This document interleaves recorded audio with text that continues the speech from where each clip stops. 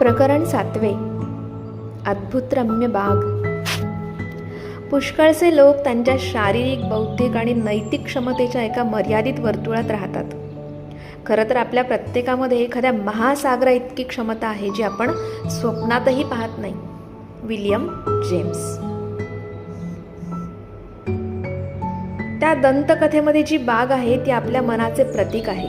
Julian म्हणाला, जर तुम्ही स्वतःच्या मनाची एखाद्या सुपीक आणि चांगल्या बागेसारखी काळजी घेतलीत तर तुमच्या अपेक्षेपेक्षाही ती जास्त बहरेल. पण जर त्याच्यात नको असलेले गवत किंवा जंगली झाडं झुडपं उगवली तर तुमची मनःशांती तुम्हाला सोडून जाईल.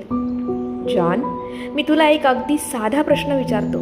तुझ्या घराच्या मागे तुम्ही जी बाग लावली आहे त्याबद्दल तू मला नेहमी सांगायचास की त्या बागेत मी विषारी रसायन टाकलं तर तुला निश्चितच राग येईल, हो की नाही? अर्थातच.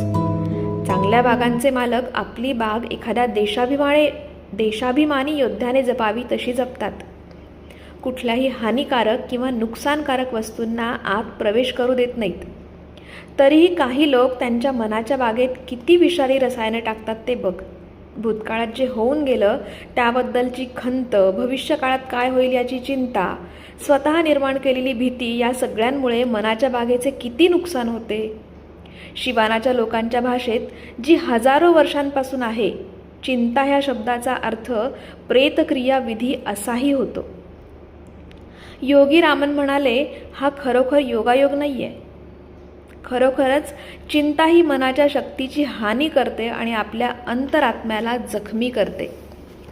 जर तुम्हाला चिरंतन सुख आणि अर्थपूर्ण आयुष्य जगायचं असेल तर तुम्ही बागेच्या दरवाजाजवळच राखण केली पाहिजे. चांगल्या ज्ञानालाच आतमध्ये शिरकाव करू द्या. तुम्ही तुमच्या मनामध्ये एकही नकारात्मक विचार आणू नका.